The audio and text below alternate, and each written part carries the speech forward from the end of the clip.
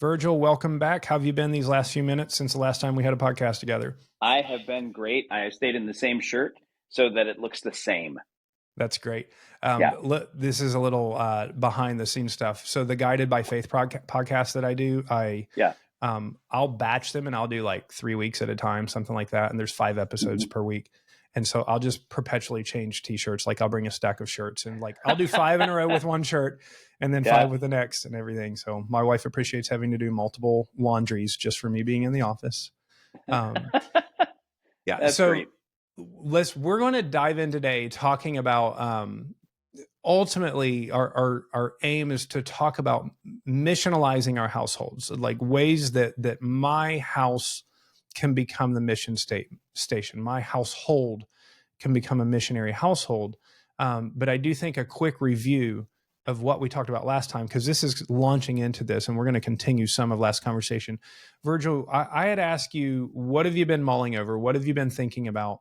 And you lately have really been kind of chewing on the difference between knowing about and knowing, the difference between learning about and learning. And I think if you could just take a minute or two to give a summary of what we're talking about there, that will help us as we go into this next part of the conversation. Okay, that's great. There's a difference between knowing and knowing about. You can know about a town by looking at a map. You know a town by growing up in it, knowing all the paths, the shortcuts, knowing where the store is, where Jamie's house is. You know it because you learned it by heart. You learned it experientially. Similarly, therefore, there's a difference between learning and learning about. We learn about a language in high school, and that's why we graduate and can't speak it. We can conjugate all the verbs, we have the grammar of the thing, but we don't have fluency in the thing. And that's because learning isn't about mastery. It requires experience, community, and a story. So Hmm. all true learning is experiential, it's communal, and it's narratively situated. You learn a thing as a character in a story. If you don't Hmm. have a compelling story that speaks to the learner's desire, the learning won't happen. If you don't have a people who are on a journey of learning together, the learning won't happen. And if the learning is talking about a thing, but not doing a thing with your body, the learning won't happen. You need all three. And if you have all three, learning is always happening. And that's why, with regard to our kids, learning is always happening. Someone's telling them the story of who they are and what's happening around them. They have a set of relationships that are answering the question, who am I and where do I belong? And they're having experiences. But none of that is usually being marshaled for their positive formation. Hmm. As you were talking, I was thinking about Jesus' high priestly prayer before his arrest. And his prayer was that the world would know the truth of the message by the way the disciples love one another. Mm-hmm. And I was thinking how compellingly different that is, because we've all met individuals that are just like super nice, super caring, just really exceptional. And, we feel bad sometimes like, well, I wish I was like them. I'm not, but they're an anomaly. Mm-hmm. They're just uniquely super sweet and special. And Jesus didn't pray, pray the world would the message is true by the way that you individually shine. His Right. prayer was that by the way that we love one another. And so speaking back to that, like learning happens through experience, community, and Mm-hmm. story. And so there are many times in life where somebody comes to Christ through a one-on-one relationship, through somebody sharing the gospel. But I think true illumination happens when you encounter an authentic community of Christ and you see that I can't just explain this away, that, Dave is supernaturally nice and kind, because all of these people are better together than, my sports crowd or my band crowd or my bar crowd or whatever Yeah. it is, or my family of origin. And they shouldn't be, because there's rich people, poor people, different colors. So that whole like the truest form of discipleship is not even just one-on-one discipleship. And you and I were um, raised in communities and even went to school in Christian college, where it was, in youth ministry classes, very heavily pushed that mentor one-on-one relationship is kind of the Yeah. ideal role of discipleship, which is interesting because that wasn't even Jesus' model of discipleship. It was not We have one-on-one. we have only one example of him ever doing that, and that was just after Peter really burned the house down. right? Like it was a Yeah. private conversation because the man Hmm. needed it. But the rest of it, follow me was never understood as an individual invitation to study with a rabbi. It was understood as an invitation to join a rabbi's household and thereby learn from him. Mm. No one ever thought of themselves as an individual disciple. They thought of themselves as a part of the band of disciples, and that it was that relationship. Jesus discipled a relational network, Mm. not a string of 12 individuals. Yeah, and as I think through, we're talking about knowing, learning best happens not in a classroom setting, not even in a Mm-hmm. in a sermonizing setting. Although I mean, neither of us is diminishing the value of preaching the Word of God, Nah. but that learning, deep learning, happens in community. And I would Mm-hmm. say for myself or anybody listening, I have sat through hundreds of sermons that all fed me and all were valuable. And for most of them, even the ones that I preached, 3 days later, I barely remember what the sermon was about. Yes. But I have deep, deep memories all the way back to 3 and 4 years old of Mm-hmm. Teacher June, building this, like teaching me this song or being there week after week, or, one of my Miss Ellen, building a scale model of the tabernacle to teach us about the tabernacle when we were 8 years old. And Yep. like, I don't remember literally anything she said at all, but I still have that picture. And I remember, wait, whoa, she built this for us in there. And Mm-hmm. so like that community aspect is so incredibly important. And sometimes as somebody who, I want to be a disciple and I want to be a faithful disciple maker, and I feel really like, oh, my life and schedule is so overwhelming. How can I do this?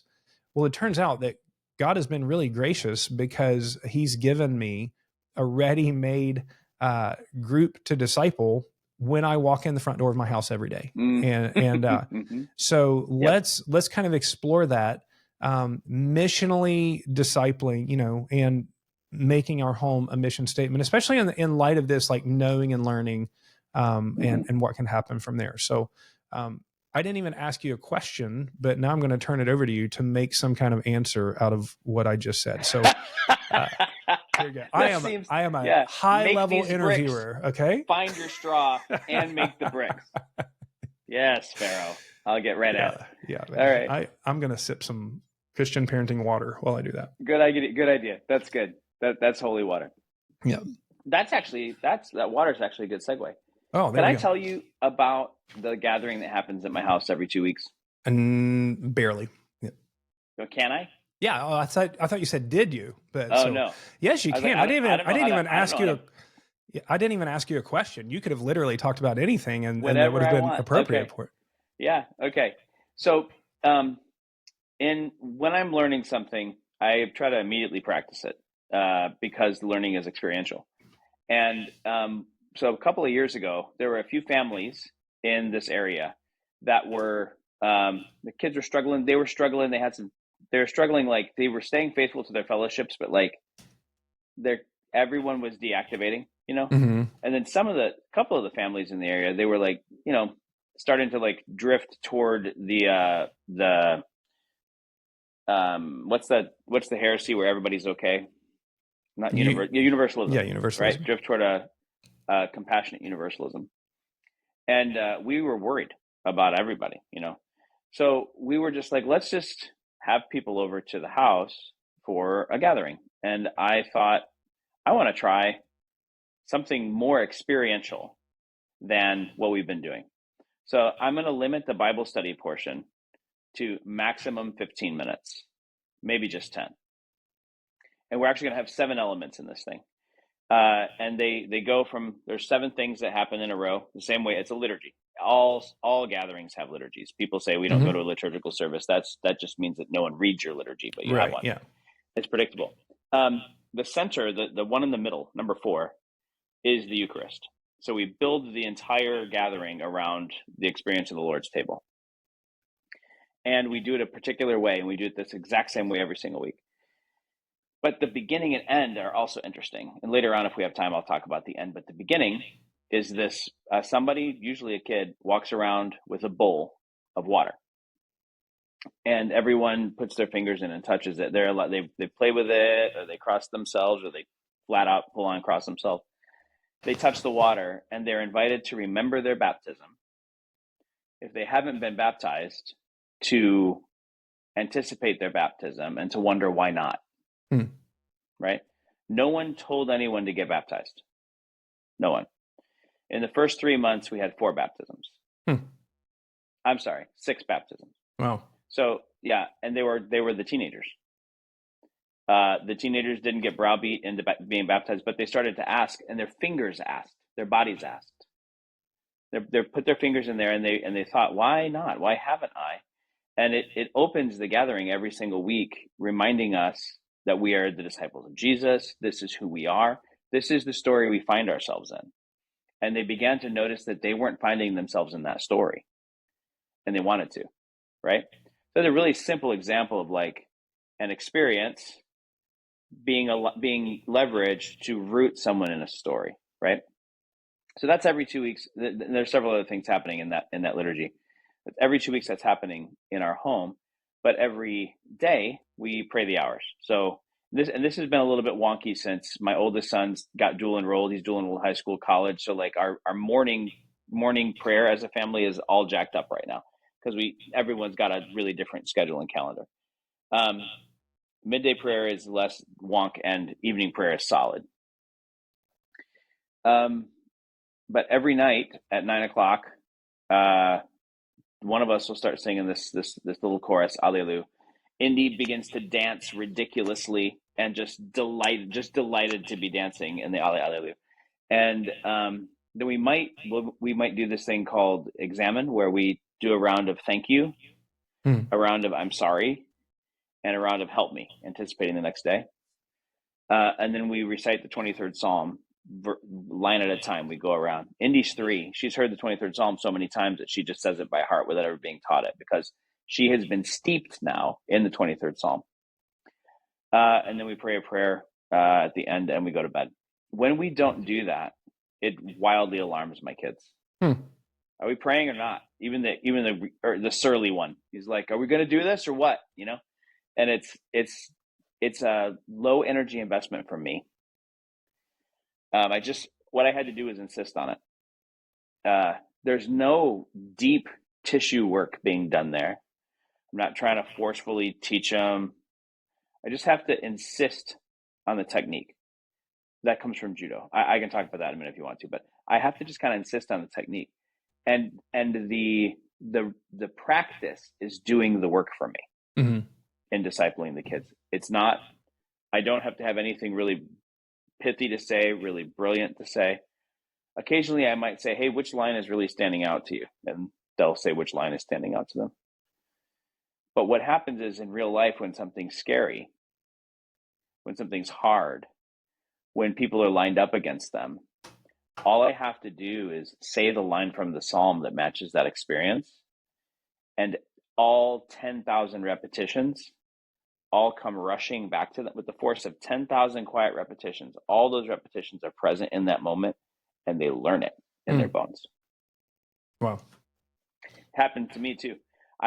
Last October, I was in a really tight spot, really struggling. I'm not often afraid. So when I am very afraid, I don't know how to do it. So it's like I'm afraid and helpless, and I'm not good at it. And I reached out to this community, these people that pray, or the table group that gather at my house every couple of weeks. And I just said, I'm really struggling. And one person wrote back and said,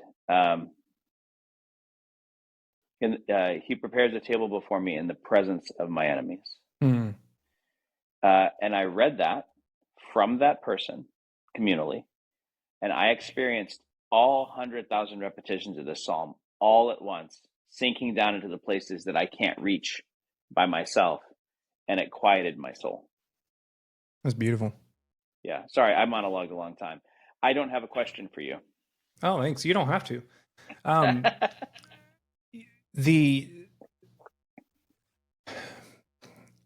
The practice of the faith in our houses, I'm thinking of things that were said last time and this time. And one of those, I think whether somebody does exactly what you're doing or not, being intentional about some regular rhythms. And I, of Yeah. all people, know how hard this is right now. I have, 3 teenagers.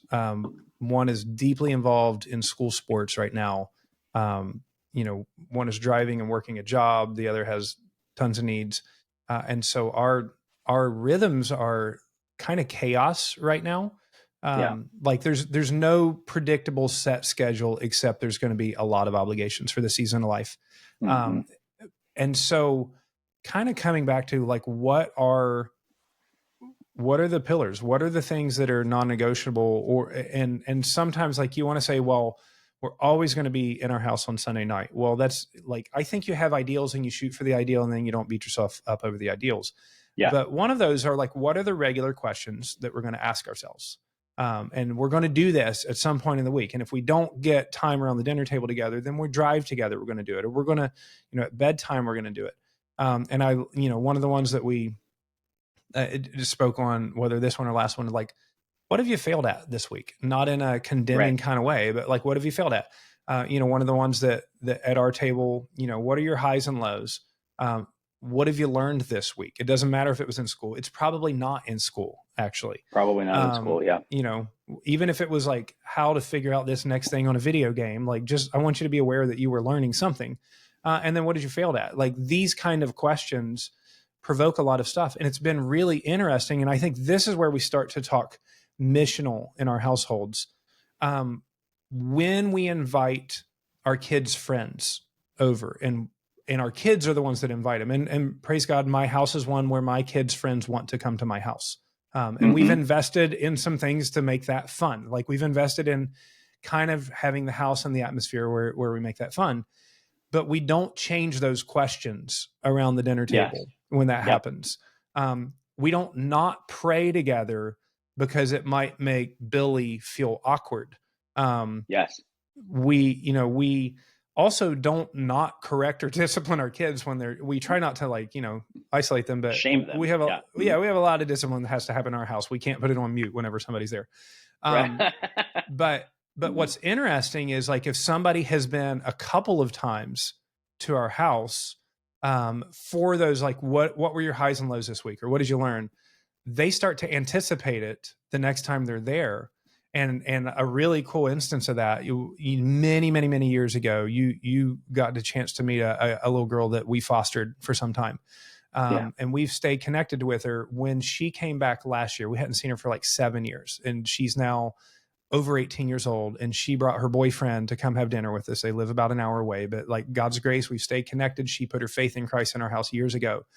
As we're sitting at the table and dinner's gone for quite a while, she's like, well, when are we going to do highs and lows? I mean, like this was 10 years ago in her life at least. And it's like, oh, shoot, you're right. We haven't done them. And so like, she wanted her boyfriend to experience highs and lows at our dinner table. And that was discipleship right there. That, it was. and I think like missionally discipleship is often, can I establish some of the regular rhythms in my house and then not change them just because there are other people in my house? Because those are the things people need to see. They need to hear the Bible verses. They need to hear the gospel. But I think I read recently, Virgil, that over 50% of homes are no longer traditional homes in the United States. Wow. So either a single parent home or a blended family home, or non-traditional where grandparents are raising a kid or something like that. So the more that we can normalize healthy behaviors in our house and then just do them when other people come in our house, like that is desperately needed for our culture and yeah. So that thing that the highs and lows, right? She wanted her boyfriend to experience highs and lows. She didn't care if her boyfriend heard what one of your other kids' high was that day, or what one of your other kids' low was that. Like she's not even cognitively probably aware of why she wants her boyfriend to experience highs and lows, but she has a string of 100, 300, 500 experiences of what would made her happy, making her people happy, and what made her sad, making her people sad. that makes it, and that alone, that kind of thing makes it possible for anyone ever to believe that what makes them happy makes God happy, and what makes them sad makes God sad. The top line, when God identifies himself to Moses, Moses is like, tell me your name. Yahweh says, I'm Yahweh.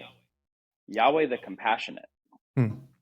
Like if God had a business card and only had so many characters available, the first thing he would say about himself is that he feels what you feel with you when you feel it. The highs and lows exercise is preparing their whole soul to believe that that might be true of God because they experienced it being true of other people enough times. You know? Yeah, that's why I did it. Exactly what Virgil said. Exactly that. Is exactly before we ever did it, I had that thought in my mind, and that's That why we same did thought, it. yeah. So, man, Well, you know how like many these things are going to be like that in life, where like we stand before God, and He's like, "You gave me dandelions, and look at this beautiful bouquet that I made out of them." And what That's a right. beautiful That's thing. right. Yeah. I have a question for you. We have about, I realize we have about 10 minutes left because I forgot I have another podcast scheduled here. All right, great. Yeah. Good times. All right. So, but the timing wise will be good.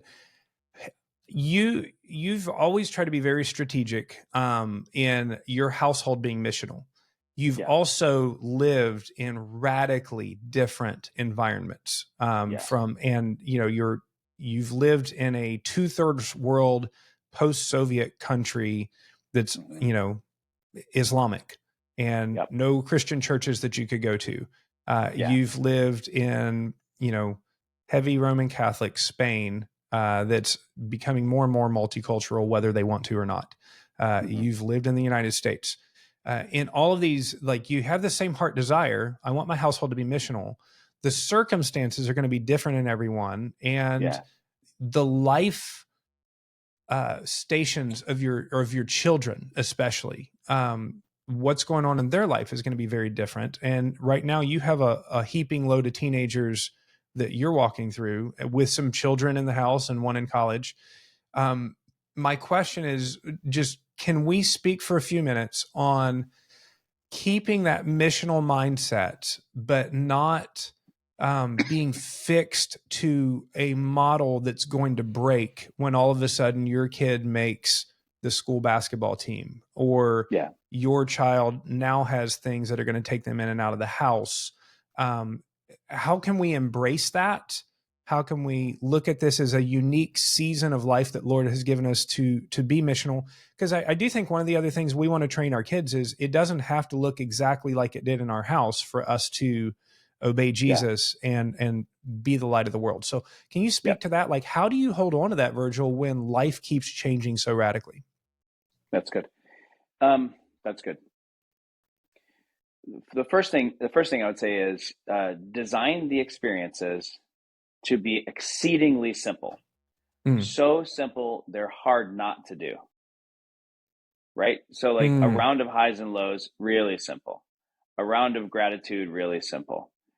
Praying the 23rd Psalm, super simple. There are some nights we only pray the 23rd Psalm.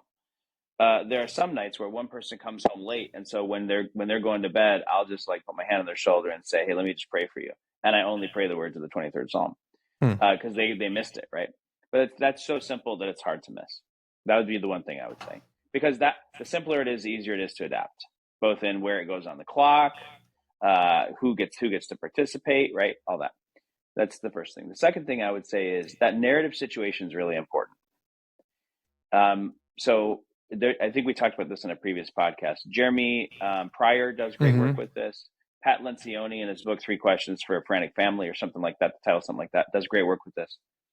But if the adults in your house can identify, like, this is the thing I really care about and the thing I'm designed to attend to, designed to fix or heal or help with, and see where the Venn diagram overlaps, that's probably your household's mission.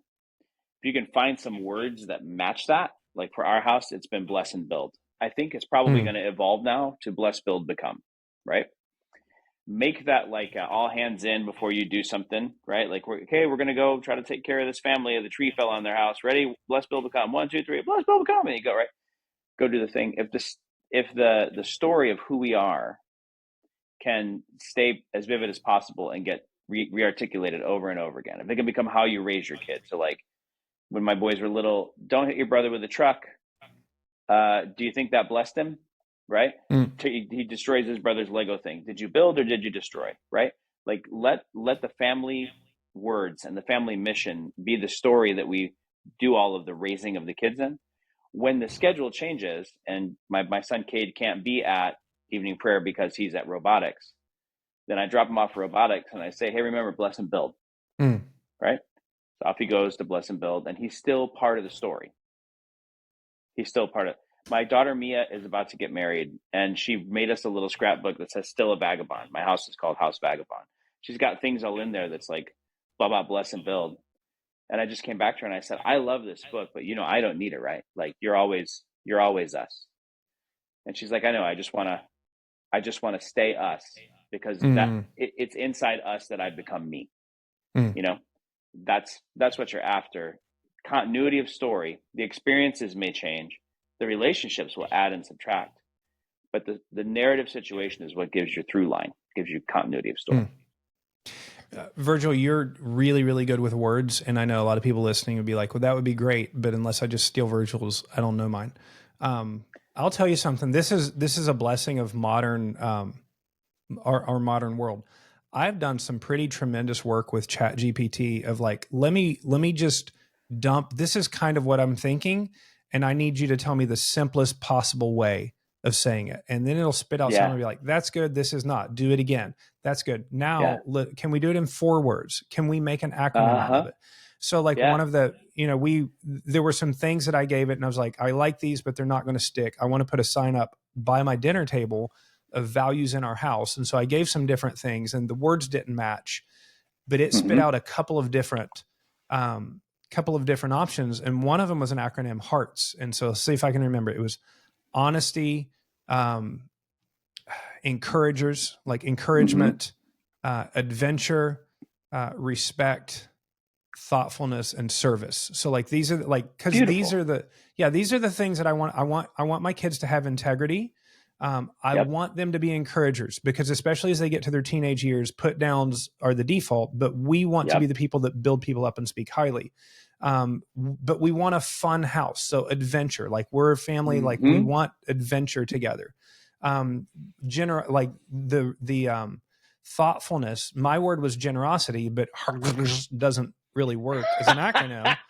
Herbs. So thoughtfulness, like we're gonna look at what we have and how can what we have bless somebody else. So Yeah. how do we use our resources to heal the world for Jesus? And then Mm-hmm. service, like we want to be a family that serves together. So again, that was really it was a heart desire I had, and Chat GPT gave me the words that we're going to now make something in our house. So you don't have to be a ninja with vocabulary to have this Yeah. happen. But I do think getting the words is important because the more you can get the words important, like you said, the simpler they are, the greater possibility of them being repeatable. Agreed. Yep. Yep. Um, Give me as we close out, Virgil. Can you give me maybe one story of some transformation that you guys have experienced just in your household, living as a normal household, but with a missional mindset? What's something that you've seen happen within your household? I'm gonna do you better. I'm gonna tell you 2 really short ones. Woo. Okay. One that has an ending and one that doesn't yet.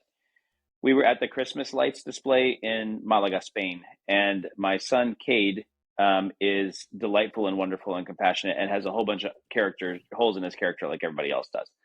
And we were really working some of those holes, and he was starting to get the feeling that we didn't like him.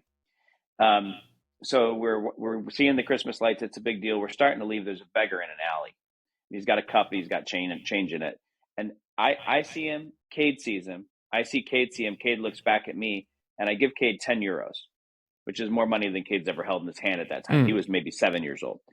And so he walks over. He puts the euros in the cup, and the guy's face lights. He like realized it didn't clang. It swished, and he looks at it. And he looks at Cade, and his face lights up. Not just for the 10 euros. It's because Cade saw him, Mm. and Cade sees him see him. And Cade looks back at me, and the rush of sheer delight on his face was where it was like sunshine on my soul, right? I continue to pin teaching to that experience for Cade. I don't just teach him arbitrarily. I say, remember that beggar, and then we'll pin Mm. teaching to that, and it sticks. It goes. The other story, really briefly. There's my wife's sister lives in the area with her husband and kids, and the kids come over, and every time I see the four kids now, I put my hands on them and I say, "I am Uncle Virgil, and I love you." Mm. Right? They like begin to dance and frolic, right? Sweet. And I'm starting to figure out, like, little kids want to know who they are, and they don't want you to tell them. But if you tell them who you are and tell them how they relate to you, it goes a long, long way. But really, here's my long game. One day they're going to read in the Bible, "I am the Lord, and this is how I feel about you." And they will have had 10 million repetitions of someone saying, "This is who I am, and I love you." And they're going to be able to receive that from Jesus because somebody prepared the way. Beautiful, beautiful. That's what I'm after. Love it. Virgil, I could do this for 7 hours, which is why we're running up against time, because we talk a lot. Yeah. But I love Thank it. I'm learning from it. So thank you. On the beginning of the podcast, I will put your information that you gave me last time. So One Tree Ministries, you guys should check it out. They do a ton of good work. And moms and dads, go make your own memories in your house with your kids. Soak up the time, because it's going fast. Sure but man, you got a little mission station right there. So thank you, Virgil. I love you. Thank you. I love you too, buddy.